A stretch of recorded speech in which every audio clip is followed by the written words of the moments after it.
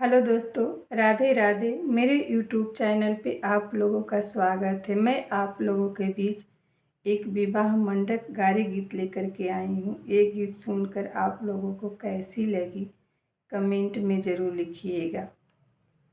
Camera लिया के तू का कैला, कैमरा लिया के तू का कैला, हमर फोटो ना खिंचला ल जाई गईला, हमर फोटो ना खिंचला ल जाई गईला।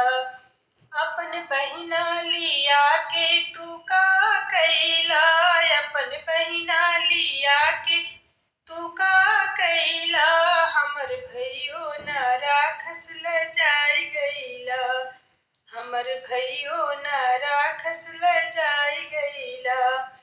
कैमरा लिया के तू